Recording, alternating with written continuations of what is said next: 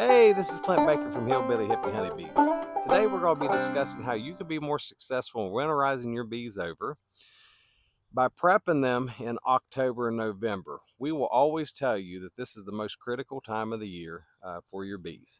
And for you as a beekeeper, most of the time, especially newer beekeepers, they get into very strong watching over their colonies and doing the things that they need to do in the spring. And then come the hot weather in July and August and into September, they start slacking off and slowing down.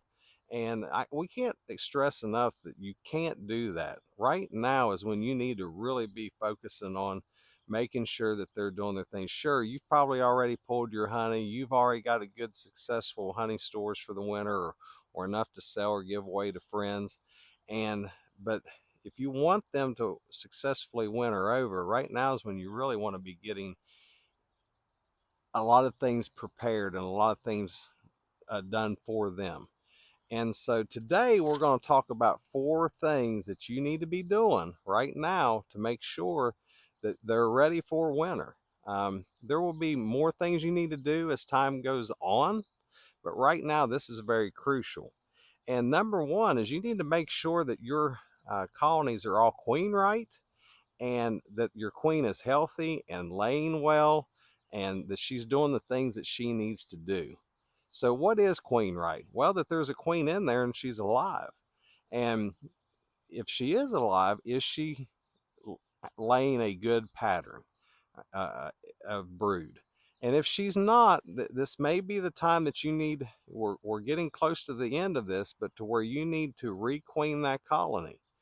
We're here in the state of West Virginia, so we are at that cutoff point. And so that's probably the first thing you need to do is make sure that it's queen right, if that she's laying correctly and that she's healthy. All right, so what if it is queenless? Okay, what can you do with that? So what you can do is leading into number 2. If you've got a weak colony or a queenless colony, well, if she's queenless, you can go ahead and possibly combine them with a weaker colony that has a good queen in there, and that will help strengthen that colony to help them have more numbers to get prepped for winter as well. If they're 2 weak colonies, what you can do with that is there's a handful of things. You can either pinch out one of the queens that you think is the weakest queen, and you can combine them through the newspaper combination, where you put a layer of newspaper in between the 2 brood chambers and slap them together, and by the time they eat through that, they'll be sisters forever. Or you can take, if you want to keep that queen or both queens and try to get them both through the winter, you can take a double screen board and lay between the 2 brood chambers, and the heat from both will help them get through the winter. That is a way that you can do that. Number three, is you want to be monitoring their food stores. So what food stores are, of course, for newer beekeepers, that's, do they have enough pollen and do they have enough honey to make it through the winter? Um, the if you can lift up the brood chamber and it feels so heavy you can't hardly lift it, like a big box of rocks or a box of lead, then they're probably good to go. But you do need to be, while you're inspecting everything, checking to make sure they have enough pollen in there. If they don't have enough honey stores, you need to be feeding them. Here in West Virginia right now, we've already switched over to 2 to 1. That's 2 parts sugar, 1 part water. That helps them store that quicker. Up till about a week or so ago, maybe 3 weeks ago, we were feeding 1 to 1 sugar water, but now we are feeding 2 to 1. I know some people out there say, well, why even feed? Why do you feed? Let them do it naturally. Well, I get that, but you don't, bees are considered livestock, and I don't think that if you own cattle or you own chickens or even dogs or cats, you're going to let them go through the winter hungry, are you? Or at least I hope you're not. Okay. So you want to check on that, and you need to be feeding them. And we feed this time of the year, we feed quite a bit just to make sure that they are ready for winter. So how can you do that? Well, you can do an open feeder community feeder, but you want to set that, at least 100 yards away from your apiary so you don't um, create robbing. Robbing is something that can happen a lot this year, and you don't want to be in your colonies as much this year because of the robbing uh, things that can happen there. But you do want to make sure that if you do use the community feeder that you set at least 100 yards away from or so that that doesn't affect that. Inner feeders, I like inner feeders the best. Me and my brother, we use a lot of inner feeders or bucket feeders on top of the feeders. We're not too sold on the entrance feeders. Uh, Sometimes that can invite some of the other colonies in and start a robbing frenzy. That's just what we have seen. So uh, those are the first three things: is make sure that they're queenless or queen right, make sure that they're a strong colony, and make sure that they have enough food stores. Number three. The last one, and this one's one of those that is, a hairy topic, but you need to be checking your mite counts. We try to keep ours at 3% or lower, so that we give them their best successful rate to go through. Now, we don't treat everything, okay? We're not a massive treater like some people are, but we're not a no treaters like some people are. We keep an eye on our mite counts, and we try to only treat whenever our mite counts start to raise. But this time of the year, it's very important that you get them 2 to 3% or lower going into winter. And so just check your mite counts.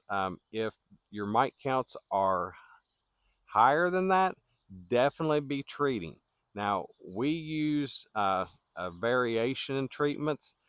Figure out what works best for you in your area. We switch around a lot on our treatments just so that they don't uh, gain a tolerance to any type of the treatments. Oxalic acid is really quick and easy to use for this time of the year.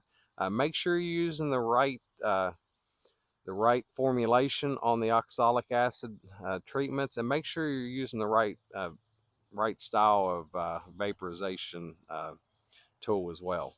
Not all of them give them, and this is something I've just learned over the past year or so. Not all of those uh, give the same percentage of treatment, so make sure you're using the right one.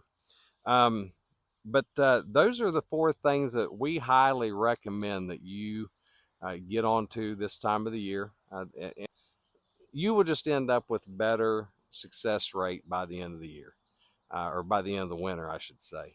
And so again, don't don't think just because we are saying this that this is the gospel. Make sure that for your area, it's going to be different.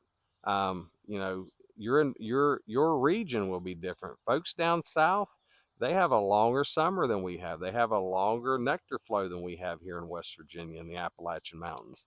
But just know your area, know your colonies, know your bees, be getting in your bees, because right now we're starting to get a lot of folks that are calling us and it's like, I'm getting frustrated.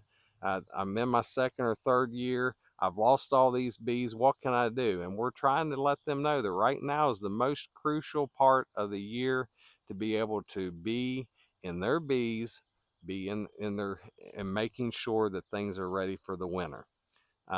So I hope this helps you.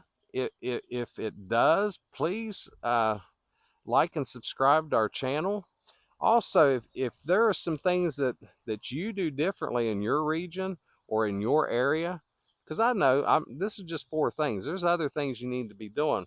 Leave them below. That'll help other people that are watching this video, you know, read through there and say, oh, well, I didn't do this. I need to do that, right? So anyway, I'll quit mumbling along.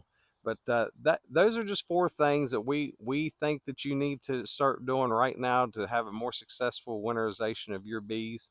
Um, we'll put together another checklist here shortly on 10 things that you need to do to make sure that they are definitely ready for the winter, and so that you can have a checklist to be able to go down through to be able to prepare your bees and yourself for winter. So, all right. Well, we thank you for stopping by. And again, God bless each one of you and happy beekeeping and make it fun.